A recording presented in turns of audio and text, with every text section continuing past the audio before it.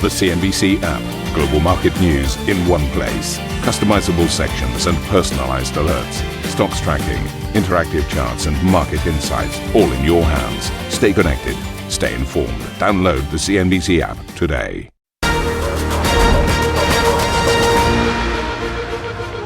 Very warm welcome to Squawk Box. It's Tuesday morning. I'm Steve Sedgwick with the magnificent Carolyn Roth, and these are your headlines.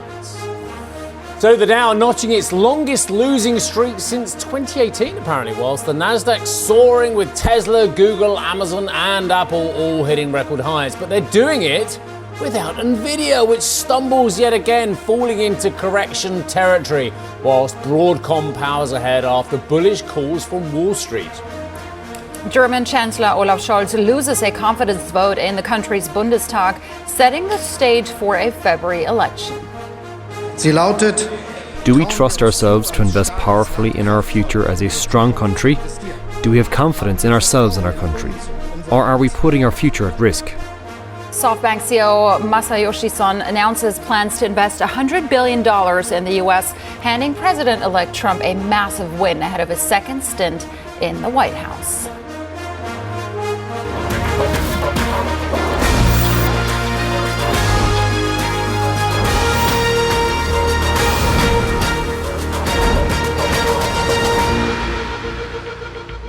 Well, I'll say this very briefly because we've got brilliant guests in San Francisco waiting for us as well. But the market's having to try and claw higher to try and get on with the Santa rally without its darling. It's like having a Christmas rally without Santa as well. The stock that just kept on giving throughout 2024, Nvidia, is having a pause. I don't know if it's more than a pause. We're going to discuss this throughout the show as well. But I know it's something you're very interested in as well. But at least it's got a new darling. Broadcom should be in your stockings this year. So while the one is in correction territory, but let's show you the U.S. markets first, because it's definitely worth taking a look here and how these different indices performed yesterday. The Dow Jones off by 0.25%. The Dow dropping for an 8th consecutive day. Steve, I know yesterday you said we shouldn't really be looking at the Dow. Let's have a look at the Nasdaq then. And well, that continued to rally higher. Another record high for the Nasdaq, up by 1.2% almost. The S&P 500 up by 0.4%. And I want to show you some of the best performing sectors, which also hit record highs. Consumer discretionary, tech, doing extremely well. Let's take a look at some of those. And also Nvidia. Well, there you go. In correction territory. Closing Just listen to your down. words and look at the picture. Listen to your in correction territory. But look at the top right-hand corner of the screen. They're up a mere 170%. This is bound to happen. It was priced for more than perfection, you could argue, for much of this year and last. That's a good question. It was bound to happen. There are a couple of things here. I mean, uncertainty around the Blackwell deliveries, the projected revenue slowdown, and then, of course, the big geopolitical factors. We'll get into that. And then, as we mentioned before, the market found a new darling, Broadcom, passed the 1 trillion mark in terms of market cap for the first time last Friday. Bumper earnings. Shares up another 11.2% in yesterday's trading session. We'll talk more about this throughout the show, but first off, I want to show you the treasuries as well. We're seeing yields close to 1-month highs when it comes to the 2-year yield. We're sitting at 4.245%, the 10-year at 4.39%. Everyone waiting for that FOMC meeting, which is happening tomorrow. We'll get most likely the 25 basis point cut tomorrow.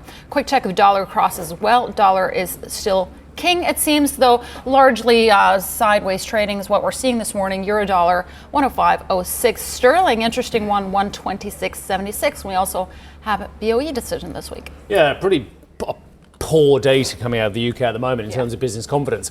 So the Fed kicks off, as Carolyn said, the 2-day meeting today with the FOMC widely expected to cut rates by 25 basis points. If it's not, then 95% of you in the market are wrong. Anyway, they're expecting a 25 basis point cut, which would be the third straight cut. The mystery, however, the excitement lies in whether officials will signal intentions to pause in January. Well, why wouldn't they? The economy's great, isn't it? Or I missed something. Anyway, that gathering will come just a week after Donald Trump returns to the White House. And there's some debate over whether the Fed will pause its rate cutting cycle as it assesses any potential changes to fiscal policy from a Trump administration. Former Cleveland Fed president and adjunct professor of finance at the University of Pennsylvania, Loretta Mester, told this very channel she forecasts a rate cut at this week's meeting. She's with the 95%, but expects the Fed to take stock after that. the data that's come in since they started moving rates down and reducing some of the restrictiveness of policy really have said that the economy is strong. The fears about the employment part of the mandate have sort of lessened. In fact, employment's holding up pretty well. And the inflation news hasn't been very pleasant in this holiday season. It's basically stalled out over the past 3 or 4 months, any progress. So I think they're going to have to sort of stop, beginning of the year is a good time to stop, reassess things, and then see what they learn about where the economy is headed. Right, let's get to Scott Cronert, who is the head of US equity strategy at Citi, and joining us at an ungodly hour in San Francisco. Thank you, Scott. Nice to see you, sir. Okay, I'm going to give you 3 envelopes, and I'm going to show you what's on the front of them. One of them says Trump, the other one says the Fed, and the other one says Nvidia/tech. Which one is the biggest driver? Which one are you going to choose, Scott? Trump. Yeah. Tell me all about it. I think there's no question as we go into next year, we'll get his inauguration. We'll see what happens with his appointees in terms of approval process through the Senate, et cetera. But essentially what we're looking at here as we head into 2025, in our view, is a perspective where we have to be prepared for some uncertainty around Trump policies. Obviously, tariffs is a double-edged sword for depending which side of the pond you're on this. But all told, what we're getting at here is that we're entering a period of post-election policy uncertainty. As we see a bit more clarity as to how the policies shape up and shake out, we think on the other side of that, as we get past the first quarter into the middle part of the year, policy uncertainty becomes policy opportunity. With that becomes more conviction in 2026 fundamentals. Ultimately, that drives the S&P for the better part of next year. The problem is, Scott, that there's a load of private jets parked at, Palm Beach International Airport. And there's a huge queue of limos all the way to Mar-a-Lago, where everyone's paying homage at the southern White House at the moment. But I've got this horrible feeling that the market and those business CEOs and all those tech CEOs, the ones who didn't used to like him, like Zuckerberg, those ones, that everyone's lost their collective head and everyone's ignoring some of the downside potentially. Are we just losing our collective ability to analyse these policies and the ramifications for the US economy down the line?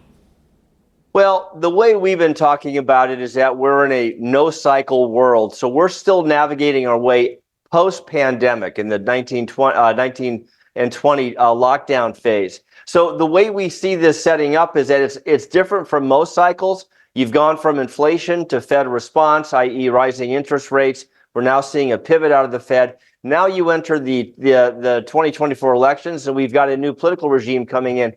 All told, there's lots of uncertainty that has been unfolding. The market's been navigating quite well. Why? Because fundamentals have been very resilient, very strong, and we continue to be of the view that as we go into 2025, the one thing in our view you can count on is the S&P 500 for sure continuing to show a very constructive earnings trajectory.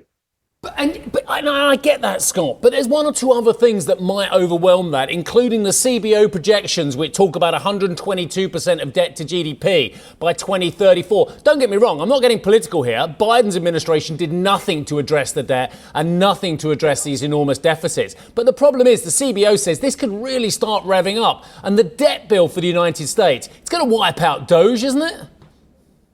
Well, I think we have to be sensitive here that Doge is very hard to argue with any attempt to improve government efficiency. But let's face it, trying to turn the trajectory of the deficit is going to be a very difficult task. In our view, in our outlook for 2025, Steve, you're spot on. We're looking for a mid-single digit return, which seems paltry on the heels of 2 back-to-back 20% plus years. But back of our mind, as we go through this new policy digestion phase, we're still going to be looking over our shoulder at where the deficit's taking us, the cost to finance the deficit. And one of the things that we're concerned about at some point next year is the resurfacing of the bond market vigilantes. So there are lots of issues that we're going to have to contend with. But under the surface, as you think about, okay, we have a very good opportunity here to address some of the efficiency angles with the government, potentially have some constraints and where spending goes longer term. The market's going to take its cue from that from a longer term trajectory as well. all told, you're spot on. I want to get back to your comment earlier on NVIDIA. We began arguing in September that NVIDIA becomes just another stock, albeit a significant weight within the S&P. But what you begin to watch for is the second derivative effects of their ability to beat and raise estimates. Combination of all of this, Steve, is just to kind of circle back in terms of the outlook for next year. Still quite constructive on the aggregate index level earnings outlook for next year. We think earnings growth convergence across the styles from growth to value, and as well as down cap and a small mid cap, all set up very well. But bottom line, we are looking at a very extended sentiment circumstance. Our Lefkovich index is clearly in euphoria. Typically, when in this level, forward 12-month returns are negative. Scott, you make some excellent points there, and I really like the theme of your outlook. Expect a volatile bull. With that volatility in the mirror as we go into 2025, how should you protect yourself against that? Well, I think there are always times in the market environment when in our view, it kind of pays for insurance or downside protection. We think one of those times, given the flush of liquidity we've had thrown into the system post-election going into first quarter, we think it's one of those times. But basically, the way we're thinking about it is that prepare for that volatility, keep some cash on the sidelines. We want to be opportunistic on pullbacks in that regard because we do think a pullback does give you a better risk-reward setup. All told, the other way we're navigating this is via our sector views, and we've paired off a lot of the most notable sectors within the S&P. As example, we're overweight consumer discretionary against industrials, overweight financials against healthcare, even overweight energy against materials, and overweight communication services versus staples. So our point is there's a lot to do under the index surface that you can use as a means of navigating this expected volatility backdrop. But we don't really have the clarity on many of Trump's policies yet. And we know that there is a little bit of erratic policy making when it comes to that administration. So how firm are you on those sector picks right now? We're feeling pretty good about the sector picks. We'll reevaluate as we go into next year. What I would say, though, in looking at our narrative, again, we're using a 6,500 end of 25 target. Our mid 25 target is flat from where we are, 6,100. So essentially what we're kind of banking on here as we go into the first part of next year, again, Trump gets inaugurated, cabinet gets put in place, we start getting more detail on policies. We think there's some noise level and uncertainty around that. At the same time, we're going to get into the Q4 reporting period, and there I would suspect that many C-suites will continue to be somewhat cautious, maybe cautiously optimistic on the outlook, but they're still going to be trying to navigate a lot of these policy implications as well. All told, the way we think it sets up, we have to be prepared for some form of a post-New Year's hangover effect, but within that, we want to be opportunistic in trying to pick our points on pullbacks. Scott, I want to pick up on the point you made about earnings. You say you project roughly 13% S&P 500 index earnings growth next year. That's slightly below consensus. I assume the bar for earnings to beat will be incredibly high. Can the companies beat that? Well, they've gotten really good at managing their expectations. So a couple of points on this, Carolyn. It's actually quite interesting. The last couple of quarters, we've gotten a very typical beat in terms of the way the quarterly reports have come through. But it's been a beat and hold where you haven't seen out-quarter numbers move materially higher. So the setup going into Q4, which is going to be the first part of next year in terms of the reporting period, is just that. We think we're going to get another beat. The setup around economic activity, the consumer is holding in there. We're seeing still some bottoming on the production side that we need to keep an eye on. But all told, we think we get another Q4 beat. But, and this is important, the full year 25 estimates for the S&P 500 that's not Mag 7 has been moving lower for over a year now and has not found bottom yet, okay? So essentially where we're going with in terms of this broadening thesis, we want to see these earnings expectations, let's say, capitulate a little bit to the point where as we then begin to assess Trump policy effects, a lot of that ultimately is priced in. And so again, where I'm going with this is that the first quarter is sort of a higher risk period for us. We think as we get more policy detail, we can factor that in. Once it's factored in, then you've reset the case, if you will. Then you look forward, potentially on the other side of this, which we would expect would begin to translate into more confidence in capital expenditures in corporate America as we move into Q2 and beyond. Ultimately, that's usually a pretty good signal for follow through to earnings into the out year, which at that point would be 2026. Scott, let me give you one example of my confusion. The oil majors. You just mentioned you'd got an overweight, I think you said, on oil versus materials as well. There is this chart, which I looked at on the EIA. We've all looked at the same charts as well, that shows the US oil production. Now, despite the fact that Biden comes with a bad rap in terms of him wanting America to diversify in its energy policy, actually we hit record after record on US oil production under a Biden administration. I think the current level is somewhere in the region of 13.6 million barrels a day, which wipes the floor with the records of history as well. Makes US one of the biggest producers on the planet as well. A Trump policy is being typified as deregulation, easier permitting, drill, baby, drill. I've paraphrased there, but that's roughly the policy as well. But given the fact that WTI is pottering around the $70 a barrel, why is a Trump policy of depermitting, deregulation, drill, baby, drill beneficial for an oil market which is struggling on the headline price, but actually already producing record levels of production? Really good question. So the way I'm going to respond to that is the setup. Okay, it's always about the setup. And so going into this year, expectations were that oil would be in the mid 70s, maybe high 70s. We're teetering at 70 in some cases below. What that's done is really cratered the earnings growth for 2024 and set an easy bar going into 2025. Now, I completely understand the deregulatory, easier permitting process. In terms of drill, baby, drill, I would say that I completely also appreciate where Trump is going with this. But the fact is that the C-suites within the energy companies here in the U.S. have gotten the storyline that gradually, alt energy is going to come into the picture. And so what you're seeing is a much more rational set of behavior in these companies where they're being very opportunistic in terms of how they think about returning capital to shareholders via buybacks and dividends, and at the same time maintaining reserve life. So I think with your point on where the oil markets are, most energy industry executives are going to be reluctant to go out and just pursue new activities because it's easier from a regulatory perspective. Shareholders for several years now have been on these companies to have much more of a balance in terms of the way they think about future growth and returning capital. And so I suspect that we're going to see and hear more about that as we go through next year. So continued discipline and capital returns. Scott, thank you so much for everything you gave us this morning. Scott Kroner, head of U.S. equity strategy at Citi. Good night to you. Now, moving on, the French National Assembly has approved a law to roll over the current year's budget provisions into 2025. The law would allow the country to collect taxes and borrow money as François Bayrou's new government looks to pass a full budget bill. It comes as the Bank of France warns domestic political uncertainty will add to global volatility, downgrading next year's growth outlook by 30 basis points to 0.9%.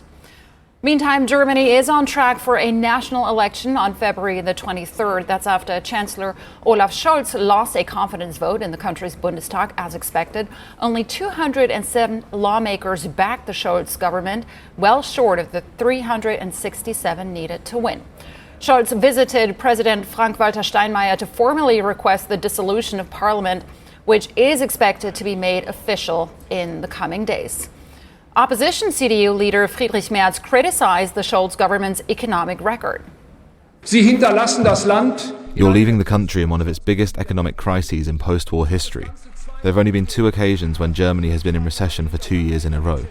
One was Gerhard Schröder, who at least introduced Agenda 2010. The second was Olaf Scholz. And you're standing here and saying, business as usual, let's run up debt at the expense of the younger generation. Right, coming up on the show, SoftBank CEO Masayoshi Son announces a $100 billion investment into the US. We'll bring you the details next. Plus, Arjun will join us. He's finally got up to join us to discuss China's success in artificial intelligence. As experts tell this channel, the country's AI models could be surpassing their US peers.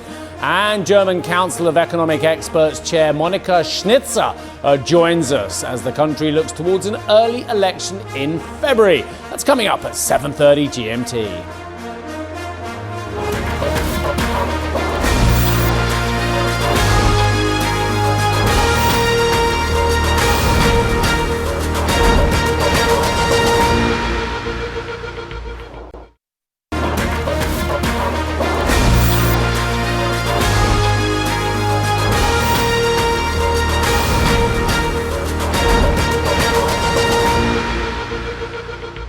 The Fed will kick off a big week of central bank action with its rate decision tomorrow. And then we're set for a Super Thursday with the BOJ, the Bank of England, the Norges Bank, and the Riksbank all due to announce their decisions. Meantime, CNBC's Bank of Japan survey shows a majority of economists expect a hold from the central bank of Japan. Lin joins us with all the details. Lin. Yeah, hey, Carolyn, as you noted there, a majority of economists, but I would add there it was a slim majority, so 54% or 14 of 24 economists that we polled last week, they believe it will be a hold. Now, it's also worth noting the market pricing here, because if you look at the overnight swaps market, about 80% pricing here, a big move from 35% at the end of November, also finding that they believe the Bank of Japan will stand pat. Now, taking into account a lot of the comments we did get from economists, in my mind, it comes down to two things here for the Bank of Japan. Will they be focusing in on the economic data, the inflation data that we have been getting since that October meeting? Because even as Ueda has said recently in a Nikkei Asia interview that is tracking in line with its expectations. Or is it more going to be focused on the outlook here? Because the outlook is, of course, highly uncertain, particularly as it relates to US economic policy, and domestically, they might want to see more signals and clues in relation to the wage negotiations in the spring of next year as well. Now, as far as the communications with the Bank of Japan, and that's really been moving that market pricing as well, is that these media reports are suggestive of the Bank of Japan wanting to take a more patient approach, wanting to see more data, highlighting some of the external as well. And that's sort of where the conclusion has come to as well for the majority of economists. But to be sure, though, some have said, look, the data does match projections. The Bank of Japan is data dependent. So on that basis, we believe there could be a move. Certainly in terms of the outlook, and this is really perhaps the X factor, the wild card, basically all of the analysts we spoke to spoke about the concerns, particularly in relation to FX. The Bank of Japan meeting will be happening in terms of the monetary policy statement hours after the FOMCs. Of course, that's priced in. It seems from the market that we could be getting that 25 basis point cut. But if we get an ultra hawkish Fed, particularly in relation to the outlook, the impact that could have on dollar yen, we've already seen dollar yen moving 154 level as well. That accelerated depreciation, as Kazuo Moma, for example, from Mizuho said, that is going to be a major concern for Japanese households, therefore a major concern for the government, which of course is sitting in the minority there as well, and perhaps apply that pressure on the BOJ. Lynn, there are those of people from Mars or from East Sussex who are very confused about what's going on here as well. Let me just talk about, you talked about the wage round for 2025. Well, the wage increases for 2024 were at a 33-year high of 5.1% in Japan. I've gone also and looked at the CPI chart, which you have to go back to the early part of 2022 to find a figure that's below the 2% target level as well. So let's put this together. You've got an interest rate of 0.25%. You've got a debt to GDP, which is surging bigger than any other debt in the Western world. In fact, in the world, full stop, 240 to whatever it is percent as well. You've got wage rounds of over 5%. You've got inflation considerably over 2%. Don't the economists have to stop kidding themselves that this is about the economy? This is about the politics, isn't it?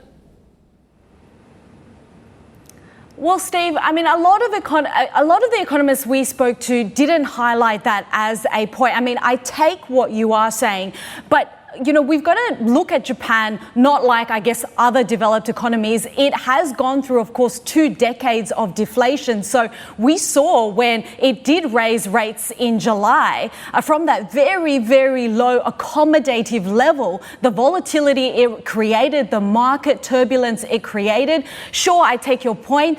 The wages growth for this year was at that 33-year high, but that's mostly in relation to the big end of town, the big corporates. What about the SMEs that employ about 70% of Japanese workers? That is really the concern here, and perhaps that is what the Bank of Japan want to see as well in terms of the uplift in wages picture as well. So I think, when we look at the Japanese, economy, it is quite fragile, and that is really the concern about a move even from this very low level as well. I hear you, and it is one of the biggest medium to long-term scare factors, I think, out there for the market. But I spoke to the central bank governor a decade ago, and he told me if they don't sort out their problems by the end of that decade, then they've got a problem. But obviously now we've kicked that one into the long grass. But brilliant analysis. Thank you very much indeed for that. And for all the details from this month's CNBC BOJ survey,